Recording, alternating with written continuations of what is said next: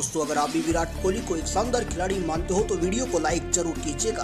दोस्तों चिन्नास्वामी के मैदान पर दहाड़ा विराट कोहली का बल्ला डुप्लेसी के साथ मिलकर इस कदर मचाया कोहराम, जिसको देखकर गंभीर की भी आंखें फटी की फटी रह गई। तो आखिर कैसे लखनऊ की गेंदबाजों की धज्जियां उड़ाते हुए इन दोनों बल्लेबाजों ने रचा इतिहास। उन्होंने कितने चौके छक्के बरसाए अपनी 37वीं पारी में।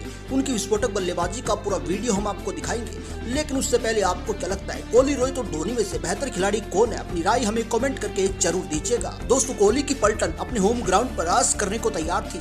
उनके सामने लखनऊ की चुनौती थी, जिसने अभी तक इस आईपीएल में शानदार खेल दिखाया। दोस्तों मुकाबला शुरू होता है और राहुल ने टॉस जीतकर पहले गेंदबाजी करने का फैसला किया। राहुल का यह फैसला बिल्कुल गलत साबित हुआ। आरसीबी की ओर से कोहली के साथ डुप्लेसी पारी की शुरुआत करने मैदान पर आते हैं और दोस्तों मैदान पर आते ही इन दोनों ही बल्लेबाजों ने तूफानी अंदाज में बल्लेबाजी करनी शुरू कर दी और देखते ही देखते इन दोनों ही बल्लेबाजों ने 4 ओवरों में टीम का स्कोर 40 के पार पहुंचा दिया। जहाँ एक तरफ कोहली कहर बरपा रहे थे तो वहीं डुप्लेसी धीरे धीरे अपनी पारी को आगे बढ़ा रहे थे और देखते ही देखते कोहली ने अपना 50 का आंकड़ा भी पार कर लिया। पर कोहली का तूफान आज कहाँ रुकने वाला था। कोहली ने गेंदबाजी करने आई कुणाल पांड्या के एक ओवर में 2 छक्के ठोक डाले और पूरा मैदान कोहली की तूफानी बल्लेबाजी को देखकर झूम उठा था। लेकिन 61 के स्कोर पर अमित मिश्रा ने कोहली को चलता किया। कोहली की इस तूफानी पारी में 4 चौके तो वहीं 4 गगनचुंबी छक्के शामिल थे। अब कोहली के आउट होने के बाद मैदान पर आते हैं मैक्सवेल और दोस्तों मैक्सवेल ने वहीं से पारी की शुरुआत की जहां से कोहली छोड़कर गए थे।